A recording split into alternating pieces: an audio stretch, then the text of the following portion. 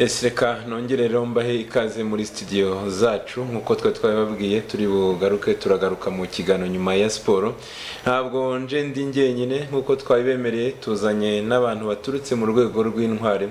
Turi tariki ya 22 tariki 22 tariki ya mbere z'ukwezi kwa kabiri tuba dufite umunsi w'intwari twiziza mu rwego rw'igihugu mu Rwanda. Abantu maze kumenyera nyuma yaho bivanwe tariki ya mbere z'ukwakira bigashyirwa tariki ya mbere z'ukwa kabiri. Twatangiye icyumweru cy'intwari ndi kumwe n'abantu bavuye mu rwego rw'intwari, ndetse ntabwo ari ibyo gusa, ndi kumwe hano n'intwari. Abantu benshi batekereza ko intwara nyinshi zitakira, ariko ushobora no kuba intwari uriho.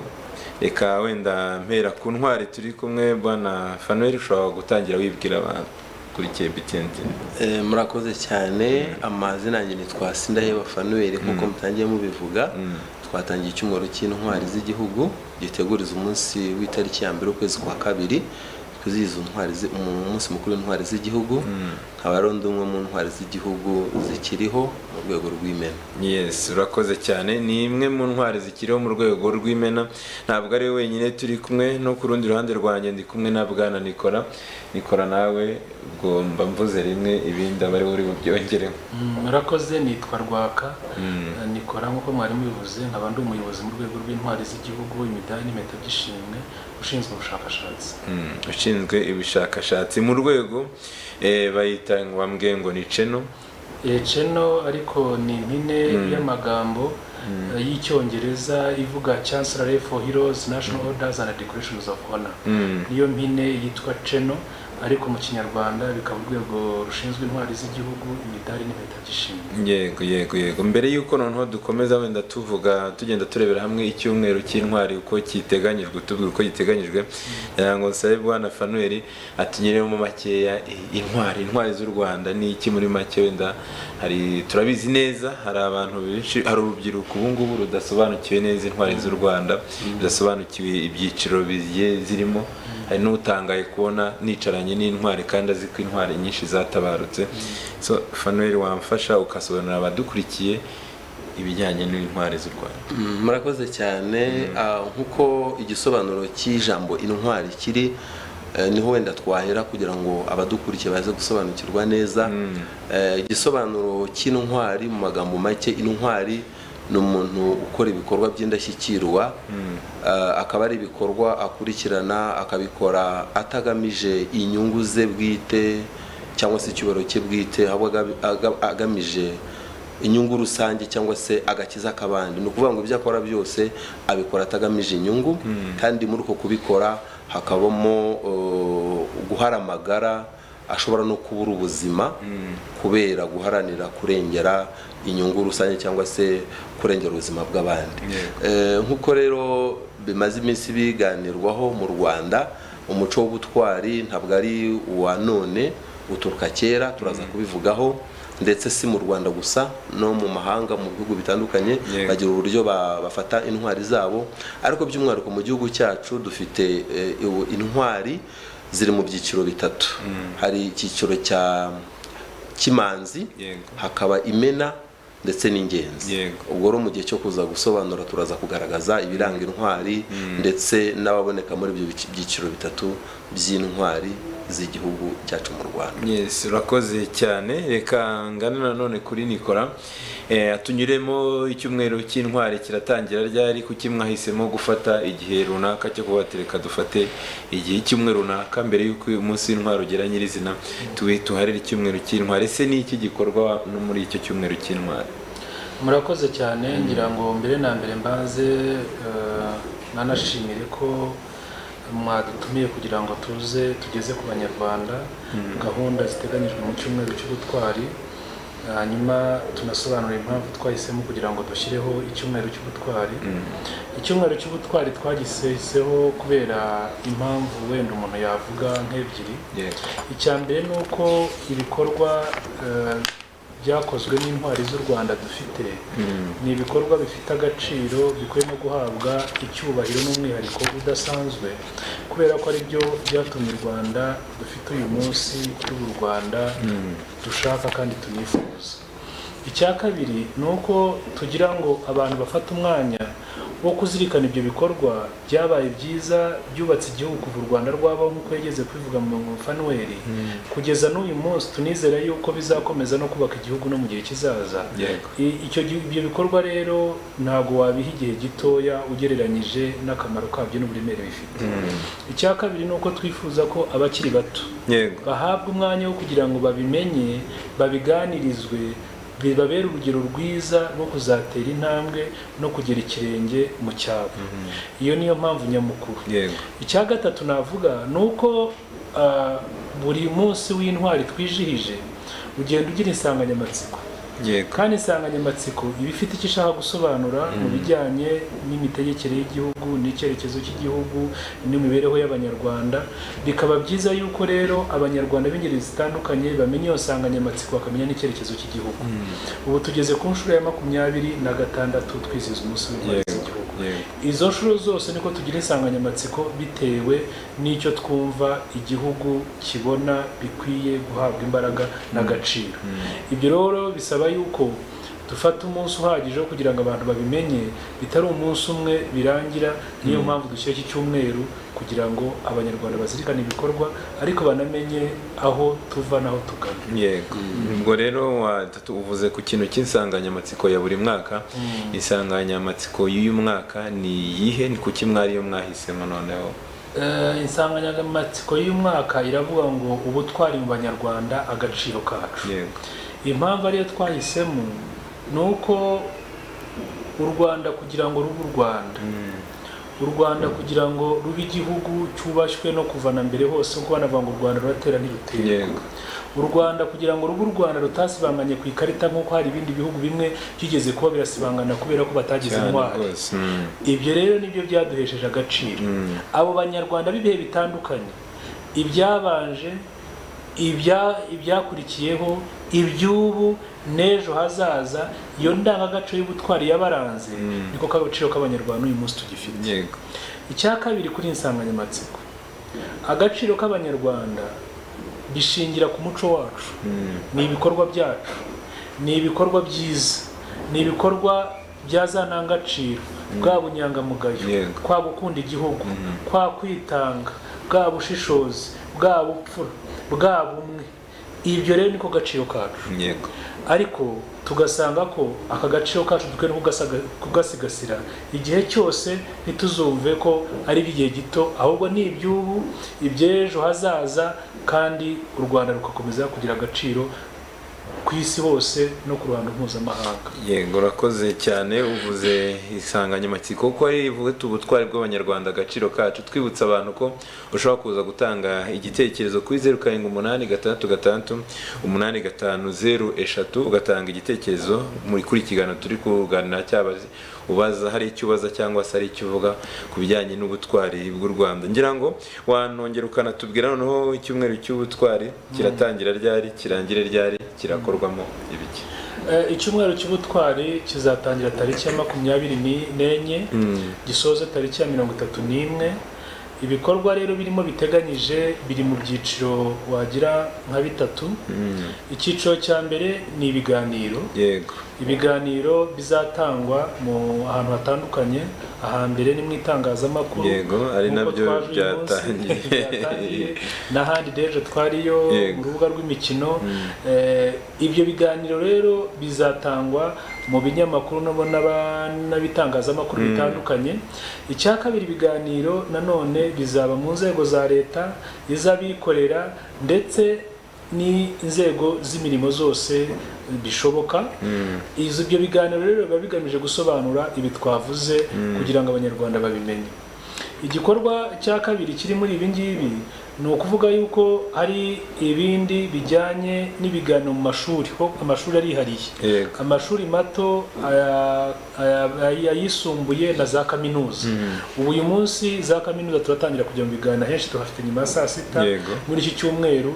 Ariko umwihariko w'ibiganiro mu mashuri makuru na za kaminuza aho ntabwo turi icyumweru gusa, ho na nyuma ya tariki ya 31 ibiganiro birakomeza, kubera ko haba n'izindi gahunda twanga kubangamira uburezi bw'abanyeshuri kandi nabo bagomba kwiga aho babona bikwiye, kuko n'ubundi bagira igihe babitangiramo, icyo gihe ho bishobora gukomeza, ariko mu zindi nzego ni ku itariki 31. Ikindi rero gikomeye ni uko hari gusura ahantu ndangamateka. Abantu barasura ahantu haranga ibikorwa by'ubutwari, haba mu turere, haba ni Kigali, ahantu hose haranga ibikorwa by'ubutwari. Icya gatatu rero aricyo gikomeye ni ikijyanye n'ubutumwa buzatangwa ahantu hahurira abantu benshi. Icya mbere ni ku muganda rusange.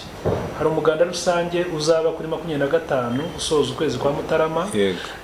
Uwo muganda uzabera mu midugudu nk'uko byemejwe n'inama y'Aminisitiri yo 2010. Ubutumwa rero twarabwohereje ibiganiro, ariko uzaba n'umwanya wo kugira ngo abatuye umudugudu baganire ku bikorwa by'intwari, indangaco z'intwari, ariko bashobora no gushimira n'umunyarwanda wagize uruhare mu mudugudu wabo guteza imbere ibikorwa byiza. Bashobora kumushimira mu buryo butandukanye, ariko babyibukiranye, habe n'ubusabane, banishimire ibikorwa intwari zabo zabagejeje. Ikindi ni uko hari amarushanwa y'umupira. Amarushanwa y'umupira twateguye mu byiciro bitandukanye. Ibyo byiciro harimo football, harimo basket, harimo volley, harimo sitting volleyball, harimo handball, noneho tukajya no mwihariko w'uyu mwaka no witwa imikino y'amagare, cycling. Ngira amagare, ngira ngo ubushize ntabwo n'ubwa mbere tubikoze mu mateka, kuko twifuza yuko abanyarwanda banezerwa mu byiciro byose mu rwego rwo kwizihiza umunsi w'intwari z'igihugu no kwishimira ibikorwa by'ikirenga intwari z'igihugu zagezeho. Iyi mikino rero ndagira ngo nce mu ncamake uko izagenda. Dufata amakipe yabaye aya mbere muri shampiyona y'umwaka ushize, ariyo Big 4 cyangwa ane mu mikino yose, cyangwa ubwo ni muri football? Ni muri football, ubwo niho ndi. Noneho football ayo makipe ane n'ubundi ni amakipe akomeye kandi afite n'abafana benshi mu Rwanda. Hari Rayon Sport, hari APR yabaye ya kabiri, hari Mukura, hari ya gatatu na Polisi yabaye ya kane. Ubwo ni ukuvuga ngo rero aya makipe dukora ikimeze nka mini shampiyona, arahura ubwayo, akagenda ahura, buri kipe ihura n'indi kugeza igihe ku munsi w'itariki ya mbere, imikino ya nyuma ku itariki ya mbere. Ni ukuvuga ngo rero umukino wa mbere uzaba ku itariki 25 z'uku kwezi, uzabera kuri stade ya Nyamirambo. Hanyuma umukino wa kabiri ube ku itariki 28, umukino wa gatatu uzaba ku itariki ya mbere. Byose biteganyijwe ko bizabera kuri stade y'Inyamirambo. Ariko turacyatekereza, turavugana na Minisiteri ifite siporo mu nshingano ndetse na Ferwafa ko nibishoboka, kubera ko ku itariki ya mbere abantu baba na benshi no munsi wa konje, ariko wa gatandatu abantu bashobora kuzitabira imikino cyane, bibaye stade itaratangira kuvugururwa, hari ubwo wajya kuri stade Amahoro. Niko imikino rero iteganyijwe muri ibyo. Muri iyo mikino rero hatangwamo ubutumwa butandukanye bujyanye n'indangagaciro, ariko nanone burya muri foot cyangwa mu mikino iyo ari yo yose habamo guhiganwa cyangwa kurushanwa. Kandi burya kurushanwa nabyo birahemberwa, amakipe arahembwa, kandi ubu n'ubutwari buraharanirwa. Ubwo birumvikana yuko usibye no kwishima no gutanga ubutumwa, n'abantu bagomba kumenya gukorera ku ntego no kumva badakwiye gutsindwa. Iyo ni imikino mu rwego rwa football. Hari imikino iri mu rwego rwa basket. Basket nayo amakipe arahari azakina, nayo azitabira. Amakipe y'abagore, hari amakipe y'abagabo. Mu bagore mu bagabo harimo Rege, harimo Patriote, harimo APR Espoir, harimo IPRC Huye, harimo IPRC Kigali, harimo Tigers, harimo IPRC Musanze, harimo UR Huye, harimo amakipe hafi yo mu bagabo yose azwi n'ahanga akomeye abarimo. No mu bagore 30 UGB. Noneho urumva hari IPRC Huye mu bagore, hari BBC Ubumwe, hari The Hoops, hari APR BBC UR Huye na irimo. Ibi rero na amakipe azakina muri basket cya basket. Gusa ayo makipe yose uko azakina birumvikana ko azaba ari mu cyumweru cy'ubutwari, ariko ariko bashobora guhemba ku matariki ya nyuma wenda ku itariki ya kabiri. Finale zo ntabwo ziri mu matariki ya mbere. Finale ntabwo akenshi zihura n'itariki ya mbere, bamwe bari ku itariki ya kabiri kubera ko harimo football bagiye tariki ya mbere. Football bagiye tariki ya mbere no kugira ngo tunorohereze abantu bazatanga ibihembo nibabikorera icyarimwe. N'abakunzi b'imikino kenshi basigaye bakunda byose. No kuvuga ngo rero na volley naho hari amakipe nabo bazahera kuri 25 bageze ku itariki ya mbere. Aya makipe nayo arimo za Kirehe na Rege, Gisagara na ZPRC Ngoma. Aya makipe mubona akomeye muri volley yose aho no muri basket nayo azakina. Ngira ngo ndabona mwarafashemo amakipe 6 mu ikora amatsinda abiri n'amakipe 3. Ibi ngibyo nabyo wenda dusubira mu rubuga rw'imikino tuzabisobanura. Ibyo natwe ubwacu tubigaruka mu rubuga rw'imikino. Hanyuma rero ikindi nuko navuga mu bijyanye na sitting volleyball nayo izaba kuri 25 saa 7 kubera ko hari umuganda. Sitting volleyball ni yandikinwa n'abafite ubumuga, ikinirwa hasi hariya kuri Geminaze kuri stade, hanyuma isoze kuri 26. Hari undi mukino nawo mwiza cyane wa handball. Handball izakinwa umwaka ushize yabereye Gicumbi. Kuri ubu nanone izabera Gicumbi, ariko hari igitekerezo cy'uko yabera ku Murindi w'Intwari bijyanye n'amateka y'uriya Murindi w'Intwari ko finali yabera hariya. Rero niko byagenze, bazakinira ku Murindi w'Intwari ku itariki ya mbere, hanyuma finali ibe ku itariki ya kabiri. Iyo ni mu mikino duvuze, ariko reka nongere nsubire kuri cycling cyangwa amagare. Ngira ngo kubera ko ari umwihariko uyu mwaka aribwo bwa mbere tugiye kuwukora. Ngira ngo ni no mu gihe u Rwanda ku kintu cyitwa amagare turi kugenda dutera imbere. Ngira ngo izaba ari imyiteguro myiza ku makipe yacu azaba yitegura Tour du Rwanda, nayo izatangira mu kwezi kwa kabiri. Yashwa nibyo rwose, kandi kwa kwihesha agaciro turabona ko amagare muri iyi minsi ahesha isura nziza u Rwanda. Aya magare rero azakorwa ku itariki ya 26 guhera saa 3 za mu gitondo, ariko azazenguruka Kigali. Ni Kigali, azagenda muri Kigali gusa. Ni Kigali gusa. Wenda hari icyo abanyarwanda bakunda kugira ngo baze kurikirana, kuko amagare yasaba no kugira ngo abantu bazanyura baze kureba aho abantu bazanyura. Rero bazahagurukira kuri Ecole Primaire Intwari Nyamirambo, bagende ubwo ni saa 3, hanyuma bajye Tapi Rouge, Nyakabanda, Kimisagara, Nyabugogo, Yamaha, Apakope, Gakinjiro, Gitega, bagaruka kuri Ecole Intwari aho bahagurukiye. Hazaba hari n'ibyiciro bitandukanye, hari abagore, hari abagabo, hari abakuru, hari n'abato. Aya makipe yose rero niko azakina. Ngira ngo ejo ndi mu rubuga rw'imikino baravugaga ati hari ahantu ni heza cyane. Abantu bakunda hari amakurose, bati tuzareba umuntu bakunda hari amakurose, bakunda hazamuka. Turebe umuntu kuna zakata igare. Iyo rero niyo mikino iteganyijwe mu rwego rwa siporo. Aho bazahanyura rimwe gusa, bazahanyura rimwe bazenguruke.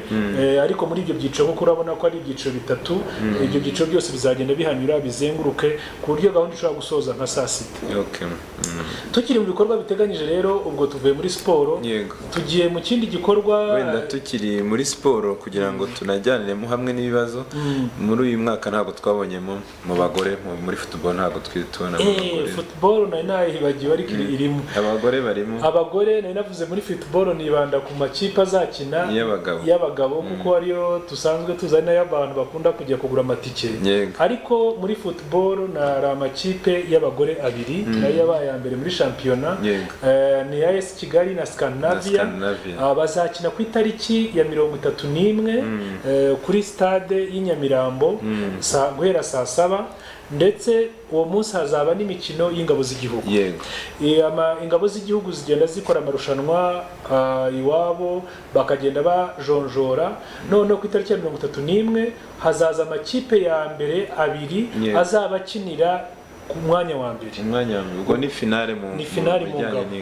Ni umupira mwiza cyane, twagira ngo dushishikarize abantu kuzawitabira. Buryoshye, nanjye nababwiza kuri ko ni match bikomeye. Hari n'abakinyi tubona nk'uko batuyinguye no mu cyiciro cya mbere yakinamo. Ikindi ni uko izo match y'abagore n'iz'abasirikare ntabwo tuzishyuza. Ubwo abantu bazaze barebe rwose umupira mwiza.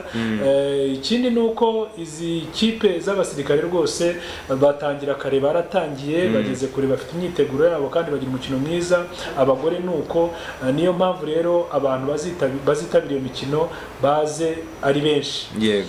Tukiri kuri siporo ngira ngo twari tarayivaho wenda tuvuze aya makipe, ndagira ngo wenda tuvuge ko abantu bazanajya kuri stade kuko ari umunsi w'intwari, baravuga ati aho abantu kwinjira si ubu. Yego, nicyo narangiye kubaza, uvuze unabikomojeho bati ari mu cyiciro cy'abagore ndetse n'abasirikare ntabwo tuzishyuza, bivuze yuko ahandi ho muzishyuza. Bimeze gute ibiciro byo kwinjira kuri iyo mikino, bihagaze gute umuntu atangira ategura itike yo kuri ino mikino yose? Itike nibatangire bayitegure, ariko kugeza uyu munsi inama izagena ibiciro bizemezwa kuwa kane. Kuwa kane ubwo n'ejo bundi buri cyumweru kizatangira. Kizagitangiye dufatanyije na Ferwafa na Minisiteri n'abandi bafatanyabikorwa, nibwo tuzatangaza ibiciro abantu bazishyura. Ikindi nuko abantu bakwiye kumenya impamvu twishyuza batazagira ngo turacuruza, nuko amafaranga ava mu mikino hariya ni amafaranga adufasha kugira ngo dutegure irushanwa. Urwego rw'intwari z'igihugu ni urwego rwa leta rugenerwa ingengo y'imari, kandi ibintu by'imikino birahenda cyane. Ni ukuvuga ngo icyo tuba twashoboye kubona nibura ni amafaranga y'ibihembo gusa ku makipe. Ibindi bikoresho abavuye he mu baterankunga cyangwa nta baterankunga tugira, ni amafaranga yacu tuba tugeneye ibikorwa by'umunsi w'intwari z'igihugu. Noneho tugakora umushinga tugasanga yuko ayandi mafaranga yaturuka muri iyo mikino, kuko ubundi yo ari ishobora kuzana amafaranga kugira ngo n'abanyarwanda nibanishima bakanitabira ibikorwa nk'ibyo banabigiremo uruhare, batagira ngo ni twebwe ducuruza. N'amafaranga ntituyafata ntajya no kuri konte yacu, ajya kuri konte ya Ferwafa. Ariko nanone iyo tumaze gukuramo ibyakoreshejwe n'ibindi bikenerwa n'abantu babikoze bose nk'uko bikorwa, amafaranga asigaye tuyafashisha abantu bagize ibikorwa by'ubutwari. Abantu twagize ibikorwa by'ubutwari kugeza ubu twemeje ni umubare munini n'abamugariye ku rugamba. Abamugariye ku rugamba ayo mafaranga turayabaha kugira ngo bafashe gushobora gukomeza kwiteza imbere. Abandi ba kabiri ni izi ntwari z'Imena z'Inyange, arahari Fanuel bahagarariye, bagira association yabo yitwa Komeza Ubutwari. Iyi association araza kubivuga, nizo ntwari zikiriho tugifite. Izo ntwari zikiriho rero ziri mu buzima busanzwe nk'uko natwe turi abanyarwanda, ariko kuba bafite umwihariko kuko ari intwari bagomba no kugira umwihariko kugira ngo bashobore kubaho. Ni nayo mpamvu iyo tubonye inkunga nk'iyi abanyarwanda bagizemo uruhare nayo tuyibagena kugira ngo bashobore kwiteza imbere. Aba gatatu twajyaga tugerageza gufasha bitewe n'uko inkunga ingana, ni abantu bari mu cyiciro cya nyuma mu barinzi b'igihango batishoboye. Tukavuga ati wenda umuntu baramutoye n'umurinzi w'igihango, ariko mu by'ukuri ntiyishoboye, tukavuga ati wenda nawe twamugenera ikintu kuko nani igikorwa cy'ubutwari. Ayo mafaranga rero nimuyumva mwumve ko ari inkunga ifasha ibikorwa by'abantu bagize ubutwari mu bihe bitandukanye, ariko ari n'uburyo bwo kugira ngo tunakomeze uyu muco wo gukomeza kwimakaza ibikorwa no kwiha agaciro mu bijyanye no guteza imbere imikino. Ngira ngo ku bijyanye na siporo ni ibyo. Hari ikindi gikorwa ntabwo ndakivuga kijyanye n'igitaramo gisingiza intwari z'igihugu. Hari n'igitaramo, hari kumbe n'igitaramo. Mbere yuko tugana ku gitaramo, reka nkubaze ikibazo kimwe cyakunze kugaragara mu marushanwa y'intwari yagiye abanziriza, cyane cyane ku makipe muri football nibwo byagaragaye uburyo bwo kubaramwa amanota. Hari ukuntu byabaga ngombwa ko makipe yose ujya kuri ugasanga amanota aragenda anganya, bikaba ngombwa ko hitabazwa ubundi buryo abantu batagiye bemererwa nabyo. Ubu bwo ni nuhe mwanzuro mwafashe mu gihe amakipe yaramuka anganyije amanota? Urebye uko amakipe yose azahura, birashoboka cyane ko amakipe arenga abiri ashobora kunganya amanota, kandi haba hakeneyemo ikipe imwe igomba gutwara igikombe cy'intwari. Ngira ngo twebwe mu irushanwa ry'ubutwari ntabwo byigeze biba, byabaye mu Gaciro. Ngira ngo niho byabaye n'ibyatombora n'iki. Twebwe wacu mu kuva dutangiye mu rwego rw'intwari z'igihugu gufatanya na Ferwafa ntabwo biraba, ariko twavuga mbere yuko ibyo biramutse bibaye cyashyizweho, ni ukuvuga ngo dushyiraho amabwiriza azagenga iyi shampiyona. Ayo mabwiriza rero ayo twakoze, tugerageza kureba ko ayo mabwiriza rwose kugira ngo bizahure n'ibyoroshye. Reka mvuge bimwe biteganyijwe wenda bishaka kudufasha kugira ngo ayo makipe agaragaremo iya mbere. Mbere na mbere ni uko umuntu agomba kuba ari uwa mbere. Ikipe ya mbere dushobora kurebera ku bitego. Icya kabiri tukarebera ku manota. Amanota niyo ya mbere, hakaza ibitego bigakurikira. Ibitego rero iyo binaniranye, noneho tureba match yahuje izo kipe za mbere zombi yatsinze indi urumva ko aho iyo byahura byose ariko aho ntabwo byanahura yari igihe biba byaranganyije nayo byanganye rero amabwiriza yarahari ku buryo ateguye ngo nta kibazo gihari kandi twayaganiriyeho n'amakipe mbere y'uko tutegura uyu munsi tubanza kuyategura Ferwafa yategura tukayaganiraho tubona nta ngorabahizi cyangwa nta mbogamizi twe twahura nazo zijyanye no kunanirwa gukemura amakimbirane ajyanye no kunganya yego ngira ngo natwe tuzagenda tubigaruka no mu biganiro byacu kuko bitewe n'aho irushanwa rizaba rigenda rigana ubu ugenda uvuga ati amakipe aya nayo ashobora kunganya iyi ngiyi match no kuri match nyirizina ubizi bo ati no kipe irasabwa iki ngiki kugira ngo itware igikombe so urakoze cyane rero igitaramo noneho cyo kimeze gite urakoze cyane igitaramo rero ni igitaramo kizaba ku itariki ya 31 dushobora kwitaba telefone tukumva ko hari icyo umuntu wenda baza BTN Allo abona yakozaga igitaramo giteganyijwe ku rwego rw'umujyi wa Kigali ku itariki ya 31 z'ukwezi kwa mbere 31 ni mu mujyi wa Kigali gusa kizabera no mu ntara ariko ku rwego rw'intara n'uturere bo bazategura igitaramo cyabo ntago ari ngombwa yuko bahuza n'itariki yo ku itariki 31 birashoboka yuko bagitegura amatariki babishakira hose bakazagikora ariko icyo ku rwego rw'igihugu tunarimo dufatanyijemo n'umujyi wa Kigali kizaba ku itariki 31 dusoza icyumweru cy'ubutwari kizabera mu ihema rya Kigali rya Kagera guhera saa 11 z'umugoroba kugera mu saa 3 icyo gitaramo rero kizitabirwa n'abahanzi batandukanye cyane cyane tuzadufite urukerereza birumvikana tuzadufite Ame Jazz Band tuzadufite n'abandi bahanzi bagezweho urubyiruko runakunda tunashishikariza abantu bose kuzitabira icyo gitaramo kuko n'urubyiruko ruzitabira icyo gitaramo kandi icyo gitaramo kitabirwa n'abandi bayobozi batandukanye haba abayobozi b'inzego za leta haba ababikorera ni igitaramo no kuvuga ibigwi by'intwari z'u Rwanda icyo gitaramo rero dushishikariza abantu kuzakitabira ku rwego rw'umujyi wa Kigali cyangwa no ku rwego rwa Kigali ariko no mu turere tugashishikariza uturere n'imidugudu dushobora gutegura igitaramo bwa gisingiza intwari z'igihugu igihe bashakiye cyangwa bakanagikora no kuri iyo tariki bibaye ngombwa hanyuma rero tukazasaba abantu kwinjira abantu hari ubwo bajye bambaza ngo tumenyere ko ibitaramo ngo abantu bishyura ntabwo igitaramo twishyura ntabwo bazishyura ni ubuntu kandi abahanzi benshi bazaba hari bamwe mu bahanzi wenda wavuga basanzwe wenda mu bahanzi harimo abo tukiganira ariko nk'urukerereza rwo birumvikana Ame Band birumvikana bazaba hari Muyango azaba hari Maria Yohani azaba hari Masamba Intore azaba hari abandi tumaze kuvugana nabo ni abandi batatu bo mu rubyiruko ndifuza kugira ngo nzavuge neza twamaze kurangiza kuvugana nabo ntaza kubavuga kandi tarasoza kubiganiraho nabo nta kibazo rwose ngira ngo igitaramo abantu babyumvise ni ubuntu urakoze cyane ndaza kugarukaho dusoza reka ngaruke nkubitire kuri Fanuel nawe atubwira ibijyanye n'intwari Fanuel ni gute wisanze mu ntwari ubundi bwo mbere yuko tujya mu zindi ntwari wowe ubwawe ni gute wisanze mu ntwari byahinze gute kugira ngo kuri uyu munsi uri ntwari icyiciro barizwamo ni icyiciro kimeze gite ubwo uranakomeza ubirangije unatugenda tubwira intwari z'u Rwanda murakoze cyane ku buhanga bw'ibyuma baze no kujya badufasha ku mashusho batwereka n'intwari uti wisanze ute mu ntwari z'igihugu dutangira twabivuzeho cyane kimwe cyo nuko umuco w'ubutwari mu banyarwanda ntabwo ari uwa vuba ahangaha ni uw'igihe gishyira kera kandi no kuba u Rwanda ruriho uyu munsi ruzakomeza no kubaho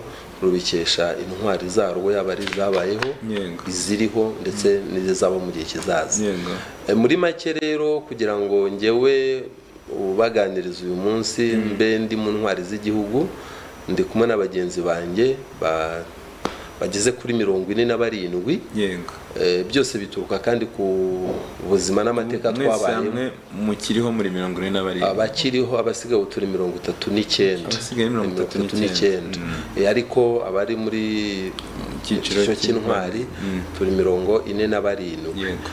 Byatangiro cyangwa byaturutse ku gikorwa cy'ubutwari nkuko natangiye mvuga yuko ubutwari cyangwa se intwari ni umuntu ugaragaza ibikorwa by'indashyikirwa akabikora atagamije inyungu kandi hariho ibyago byinshi byuko byamwambura ubuzima agahara amagara ye kubw'inyungu rusange akabikora atagambira igihembo.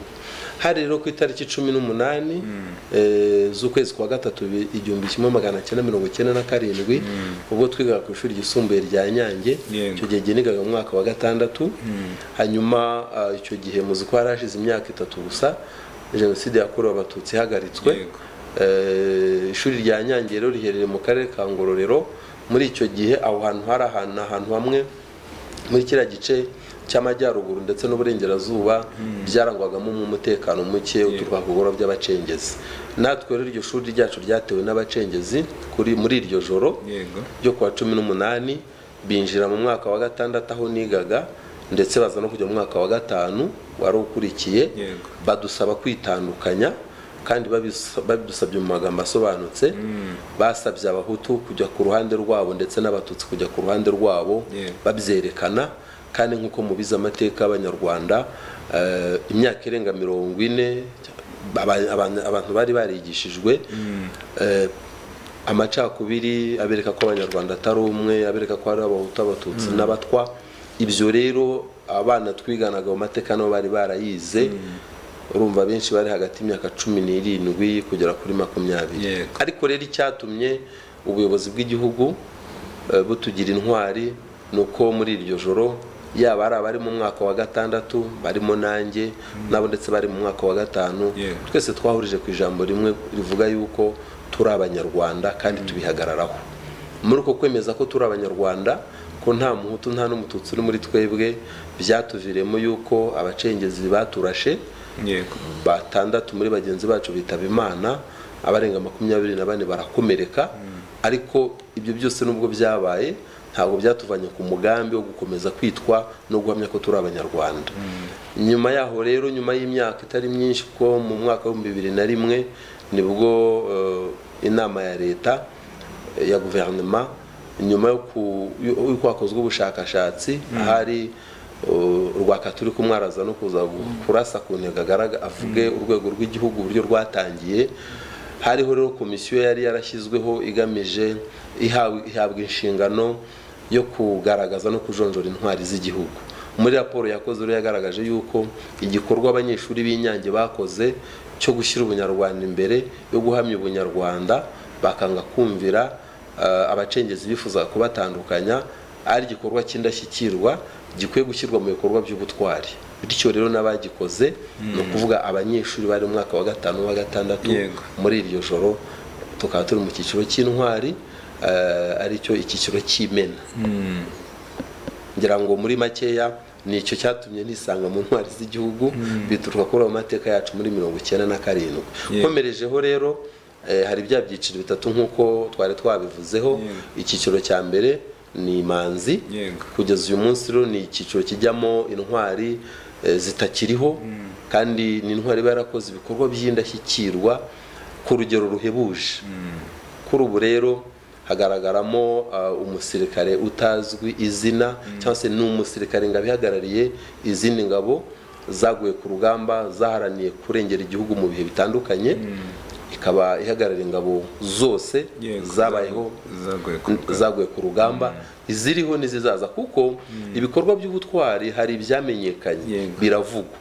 Ariko hariho n'ingabo zikiriho uyu munsi zakoze ibikorwa by'ubutwari uyu munsi wenda byamenyekanye ariko zikaba zihagarariwe kuko uyu munsi wihandagaje ukavuga ngo bari abantu 47 bari abantu 54 bari abantu 40 bari ku rutonde nibo ntwari z'igihugu. Hari abandi waba wirengagije. Iriya ngabo rero ihagarariye ingabo nyinshi nazo zagize ibikorwa by'ubutwari mu bihe bitandukanye kandi zakomeza no kugira ibikorwa by'ubutwari. Hanyuma rero akagaragaramo nanone late Major General Fred Gisa Rwigema muzi ko ari wari urangaje imbere ingabo za RPF ari nazo zatangije urugamba rwo kubohora igihugu cyacu ku ya mbere Ukwakira muri 90. nawe rero yagaragaje ibikorwa by'indashyikirwa urebye ubuzima yari arimo umwanya yari afite mu ngabo za Uganda uko yari yubashywe akemera kureka icyo cyubahiro nayo na press ibyiza byose yari afite akabishyira hasi akemera kuza kugira ngo arwanirire ko abana b'abanyarwanda benshi bari hanze bari barabujijwe uburenganzira bwo kuza mu gihugu mu bihugu bitandukanye baza ari mu cyiciro cya mbere rero ari cyo kimanzi hanyuma tukagira icyiciro cya kabiri cy'Imena nicyo nagaragaje yuko kigaragaramo n'ubundi ntwari iyingayinga imanzi ariko nanone hakagaragaramo bari abanyeshuri b'Inyange nkuko nabivugaga hagaragaramo Mutara wa Kabiri Rudahigwa hagaragaramo Niyitegeka Felicita hagaragaramo Uwiringiyimana Gato wari minisitiri w'intebe abo bose amateka agaragaza ibikorwa by'indashyikirwa bagiye bakora wenda ntange nk'urugero nka Uwiringiyimana Gato yari minisitiri w'intebe ariko ari mu bantu bahangaye barahaguruka barwanya iringaniza barwanya akarengane kakorerwaga abana mu bijyanye n'uburezi kandi yangana none kijyanye na iyo ringaniza ryanakorwaga hakurikijwe uturere agaragaza ko abantu bose bakwiye guhabwa amahirwe angana mu burezi wafata Felicita nawe yarwanye cyane ku mpunzi z'abatutsi bari bamuhungiyeho kugeza igihe nawe yicanywe nazo ariko yari yabashije gufasha benshi guhunga bajya muri Kongo cyahoze ari Zaire n'abandi rero twatanga ingero umwami Mutara wa Gatatu Rudahigwa tuvuze kuri Rwagasana Michel yari mwene se wabo wa Kayibanda no Kayibanda aramubereye Rwagasana yari se wabo wa Kayibanda uruba bari bafitanye isano ya bugufi yagombaga kumwumvira yagombaga kumukorera ariko areba ibitekerezo Kayibanda yohuzaga igihugu by'amacakubiri yumva ntiyabishyigikira ntaho bizagera nta bumuntu burimo ashyira imbere ubunyarwanda uwo nawe rero yaje kubizira ingero ni nyinshi cyane zigaragaza yuko mu bihe bitandukanye u Rwanda rwagiye rugira intwari kandi nta nicyo u Rwanda rucyubakiye ku uyu munsi icyiciro cya gatatu rero ni ingenzi kugeza uyu munsi nacyo ni icyiciro cyingayinga Imena ariko kugeza ubu ngubu mu bushakashatsi burimo bukorwa nta ntwari zari zashyirwa muri icyo cyiciro ariko turatekereza ko igihugu kiracyariho ubushakashatsi buracyakorwa urutonde hari rwakaraza kwitubwira rw'abasabirwa gushyirwa mu cyiciro cy'intwari mu byiciro by'intwari narwo ni rurerure ngira ngo ubushakashatsi buzajya bukorwa aho naho tuzamenya abanyarwanda bajya muri icyo cyiciro cy'ingenzi muri rusange rero ni ibyiciro bitatu by'intwari z'igihugu ariko bose bahuriza ku kintu gikomeye cyane cyuko ni indangagaciro yo gukunda igihugu indangagaciro y'urukundo kwitanga gushyira imbere abandi nicyo kintu kiranga intwari z'igihugu nubwo bagaragara muri biriya byiciro bitatu uko nabigaragaje yego hanyuma ubwo ibyo hari ibyo yagiye hari ibibazo yagiye aguhereza ngiye ikibazo cya mbere mbanza kubaza icyiciro cy'ingenzi bizagenda gute kugira ngo habe hashyirwamo intwari hazajyamo intwari zimeze murakoze cyane icyiciro cy'ingenzi yabikomojeho birashoboka ko tuzabona intwari zijyamo kuko abantu twakozeho ubushakashatsi urutonde rurahari ariko nk'uko amategeko abiteganya n'inshingano zacu dukora ari nabyo tunashinzwe by'umwihariko ubu bushakashatsi buca mu nzego zitandukanye kugira ngo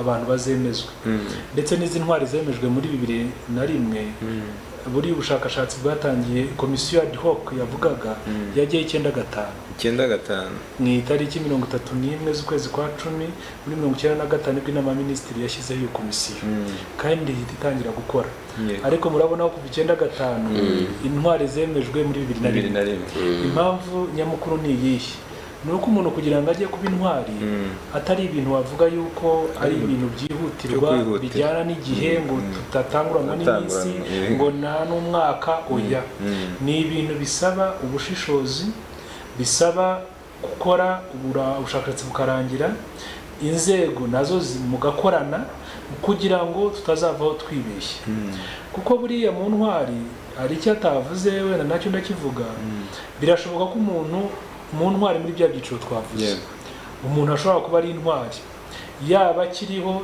cyangwa atakiriho, akaba yarakoze ibikorwa byiza nyuma hakaza kugaragara ibindi bikorwa bibi yakoze. Icyo gihe turongera tugakora ubundi bushakashatsi bwimbitse cyane buruta n'ubwatumye aba intwari. Icyo gihe bigaragaye ko ayo makosa akomeye cyane ashobora kuba yamukura mu cyiciro cy'intwari, ya nama ya minisitiri yamugize intwari ishobora kumukura mu cyiciro cy'intwari. Nuvuga ngo birashoboka yuko umuntu yari intwari ashobora gukurwa. Gusa ikirimo kitavamo ni ibikorwa bye. Igikorwa yakoze gikomeza kuba igikorwa cy'intangarugero, ariko we nk'izina rye ashobora kuvamo. Ni ukuvuga ngo rero no kwemeza aba bantu b'intwari z'igihugu cyangwa n'abandi bashimira ku rwego rw'igihugu, bisaba kubanza kwitora no gukora ubushishozi no gukora ubushakashatsi bwimbitse. Hari n'ubwo dukora umuntu tukamurangiza bikarangira bati ariko nimuzarebe n'aha ngaha murebe uko mwongera gusubiramo, tukongera tukabikora. Ubwo rero birashoboka ko ubushakashatsi dukora burahari urutonde n'undi ntabwo turuvuga, kuko impamvu tutaruvuga abantu bajya banabivuga ariko ntabwo bakabate se inzego zifitiye ububasha ni izihe. Twebwe dukora ubushakashatsi rukemezwa ku nzego za mbere zacu zidukuriye, urwego rwa minisiteri, ariko bigashyikirizwa inama ya minisitiri. Inama ya minisitiri rero iyo yabemeje nk'uko ababemejwe muri 2001, nibwo dutangira kuvuga ba bantu ko bemejwe nk'abantu b'intwari cyangwa se n'abandi bantu bahabwa impeta z'ishimwe. Nacyo nkivuge, ntabwo ubushakashatsi dukora bwose babugamije abantu kugira ngo babe intwari, ahubwo dushobora no gukora ubushakashatsi bugamije gutanga impeta z'ishimwe. Uyu munsi twe dufite mbere twari dufite 2, ubu dufite 7. Umuntu ushobora kuvuga ngo ashimwe ku rwego rw'igihugu ahabwa impeta y'ishimwe runaka, nitubona kandi izo impeta turaza kuzivuga. Mu ngenzi rero birashoboka yuko mu bushakashatsi twakoze bimaze kwemezwa dushobora kubonamo intwari ijya mu suko, nta ntwari itaboneka mu Banyarwanda. Ibyo rero birashoboka. Ikindi ngo yari yavuzeho ni ikijyanye ni ad hoc team. Yabaga ad hoc team yagiye 95 ikora akazi kayo, iza kubyara urwego rw'intwari z'igihugu imidari impeta by'ishimwe muri 2012. Nibwo urwego rwagiyeho mu itegeko.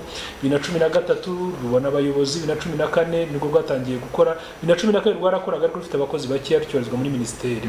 Hanyuma 2013 ruratangira rurakora nk'urwego rwigenga. Ni urwego rwigenga mu mikorere kandi rukaba ari urwego rukora inshingano nyinshi atari z'umunsi w'intwari no gukora ubushakashatsi.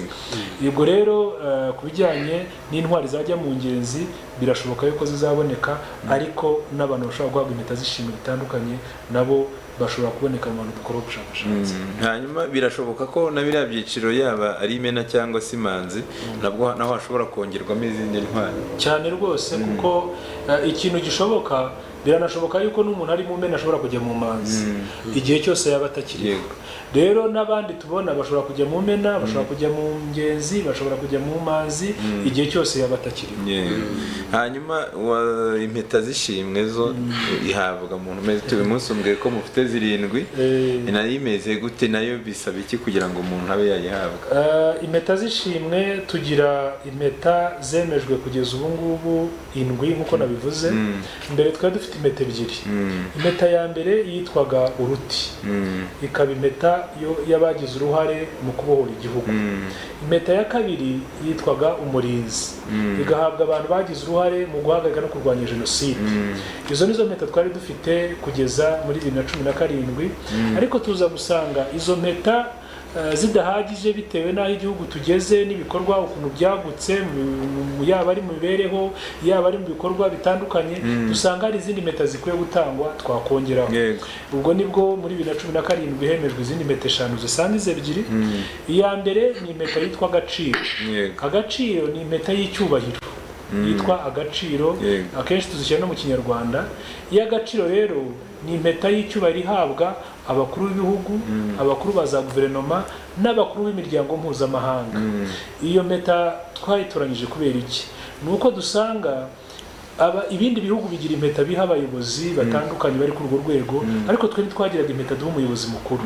Muribuka ko nyakubahwa perezida wa repubulika kenshi akunda kujya, abonye Maroc bamuhaye impeta, n'ibihugu byose bakamwambika impeta, bafite iyo mpeta, twe ntayo twagiraga.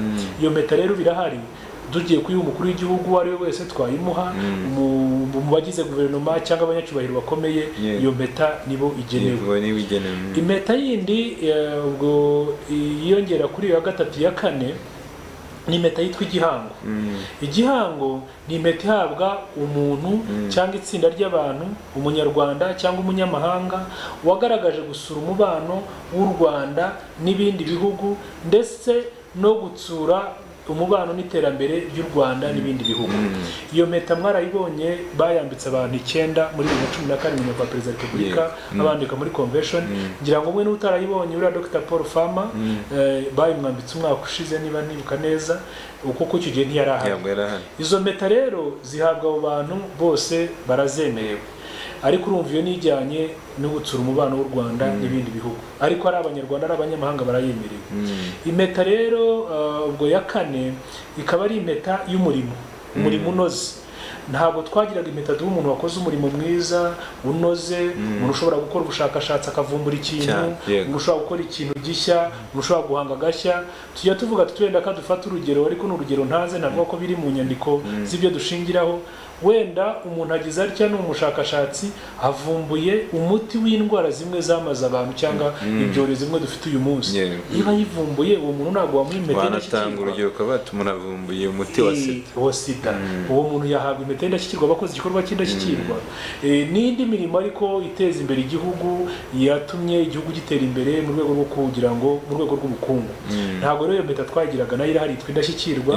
Indi mpeta ya gatandatu ni impeta y'umuco.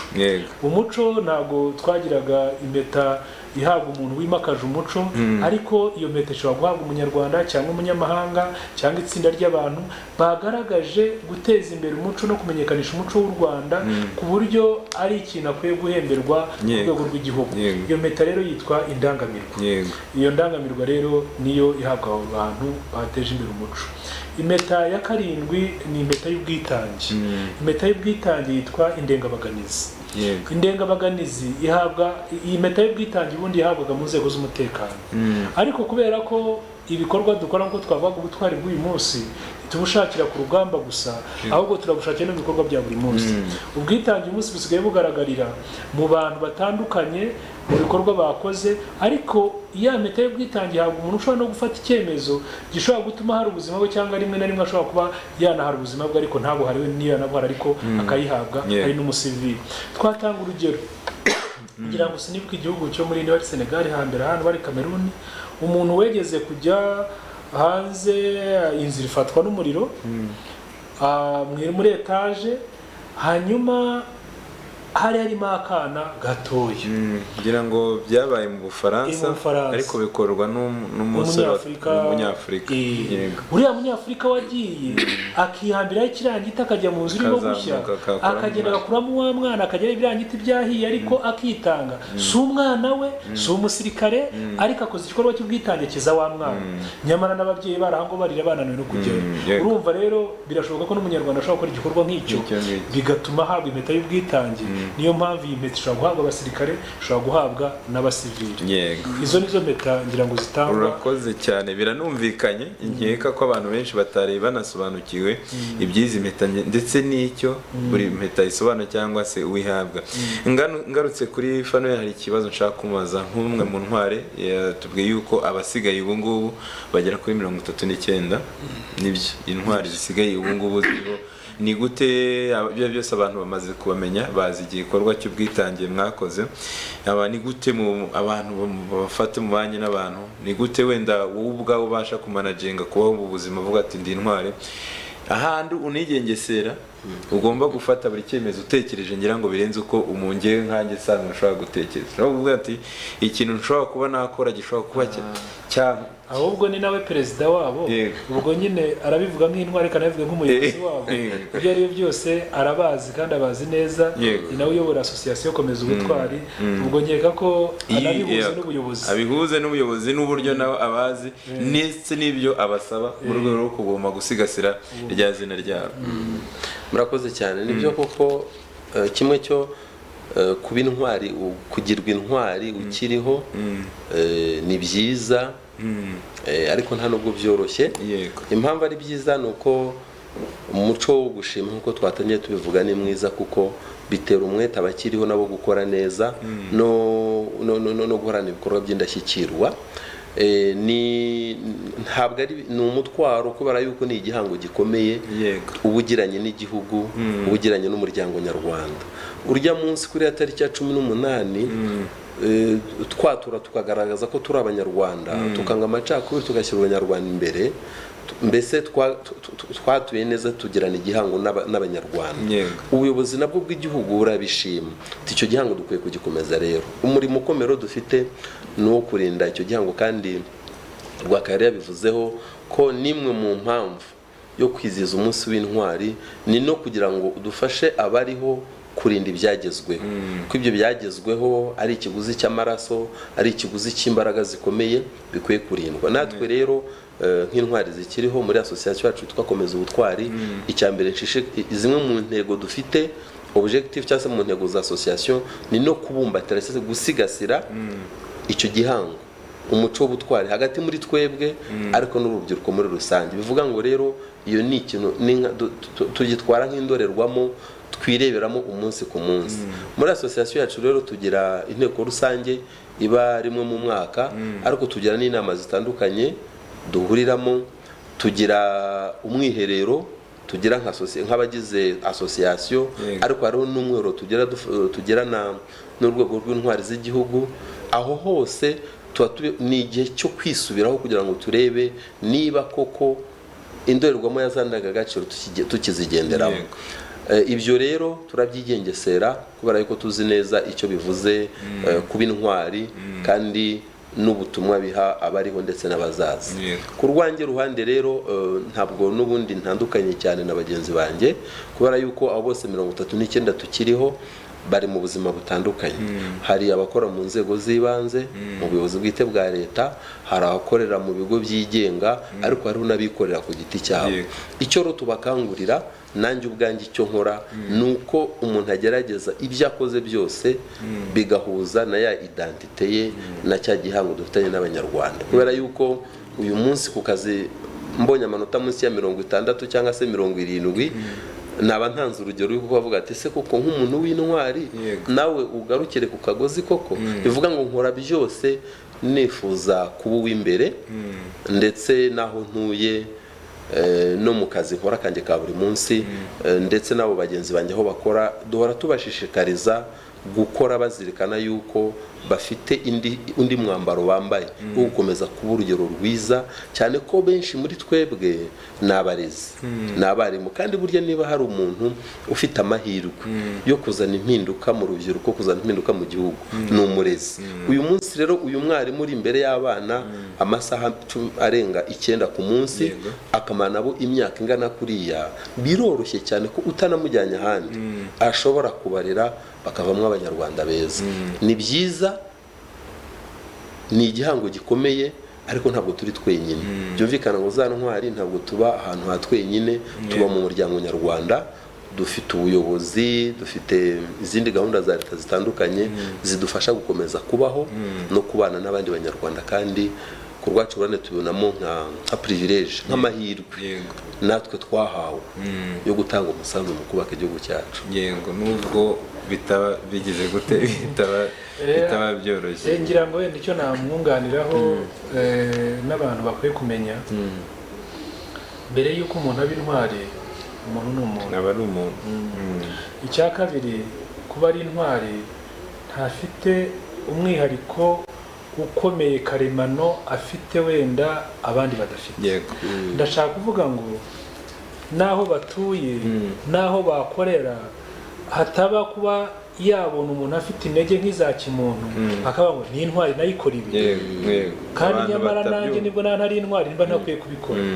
Rero abihaye Imana Fanuel nibwo abarimo cyane, arimo bavuga ngo uyu mubiri twambaye, navuga ngo nabo bambaye umubiri, nabo ni abantu bageragezwa, bashukwa, bakwifuza. Ntabwo byaba bikomeye cyane, ariko ikiruta byose nuko yabivuze nuko tubaba hafi. Na association kugira ngo babe hafi bakora umwiherero, ni ukomeza kuvuga ngo nyamuneka niharamuka hagize n'icyenda gusa nk'ikibi mugerageze kwihangana yego turi abantu ariko mumenye umwambaro mumenye umwambaro mwambaye. Yes, hanyuma turimo turagana ku musozi ko dusigaranye iminota itageze muri 5. Ndagira ngo ngaruke kuri Rwaka ambwire wenda tugaruke muri cya cyumweru imbogamizi muhura nazo muri cyumweru ndetse n'ibyo musaba abanyarwanda muri iki cyane muri iki cyumweru, kuko numvise nkurikije uko amarushanwa ameze hari naho bizaba ngombwa ko binakomeza bikarenga tariki ku munsi w'intwari. Icyo dusaba abanyarwanda muri rusange icya mbere ni ubwitabire. Yego, ubwitabire mu bikorwa bitandukanye, haba ari ku muganda uzaba ejo bundi kuwa gatandatu, haba ari ubwo busabane nyuma y'umuganda, haba ari ibiganiro biteganyijwe mu bigo bya leta, ibyigenga n'ibigo n'inzego zitandukanye, kugira ubwitabire buhagije. Haba nanone turakeka kuri 24 tuzakora press conference n'abanyamakuru. Icyo kiganiro kizahuza ubuyobozi bw'urwego rushinzwe intwari z'igihugu, imidari meta by'ishimwe, Minisiteri y'Urubyiruko n'Umuco ndetse n'ingabo z'igihugu. Dushobora no kugira abandi batumirwa dutumira bari mu rubyiruko, abantu bazikitabire kandi batanga ibitekerezo. Tunifuza ko n'ibiganiro tuba dutanga abantu bajye baduha ibitekerezo bidufasha kugira ngo turusheho gukora neza no kugira ibyo dukora bitandukanye. Icya gatatu navuga ku bwitabire niyo mikino navugaga. Iyo mikino twababwiye tusabe ko abantu kuyitabira muri kugira ngo tunashyigikire iki gikorwa, ejo tutazavaho tunanirwa kongera kubitegura kandi ari byiza. Turamutse tubuza abantu ku mikino y'amafaranga ntituyabone, imikino y'ubutaha dushobora kongera kuyitegura kandi tuba twabiteguriye abanyarwanda ngo bishime. Icya gatatu nuko ibikorwa byose biteganyijwe nagiye ku imbogamizi sindi buzivuge.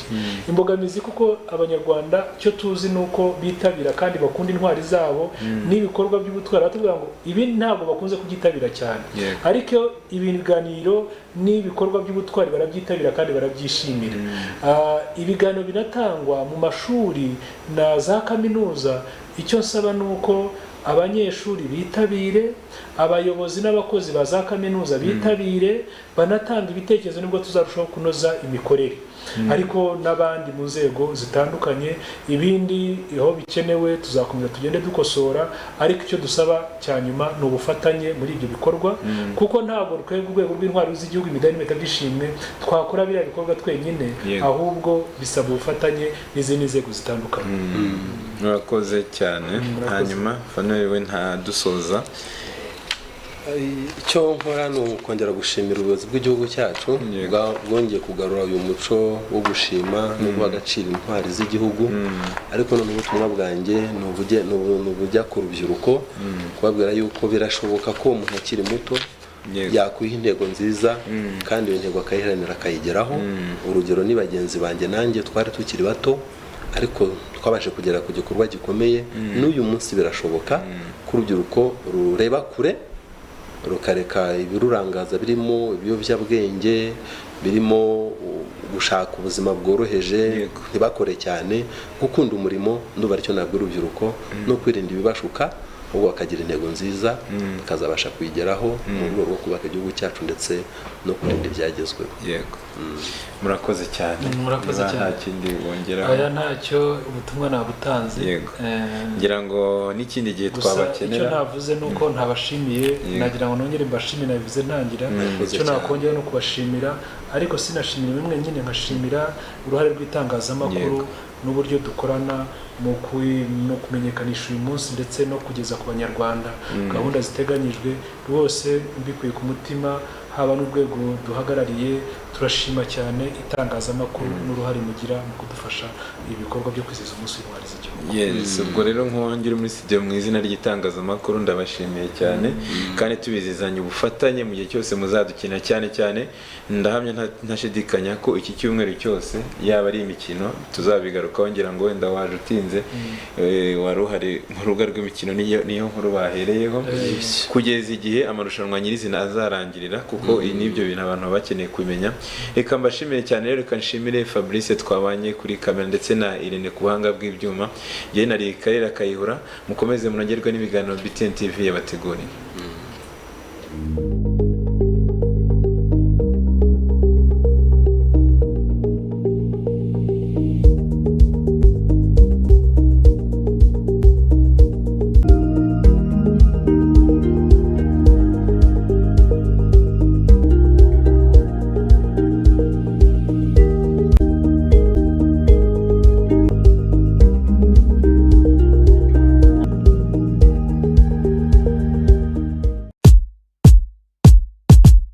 First of all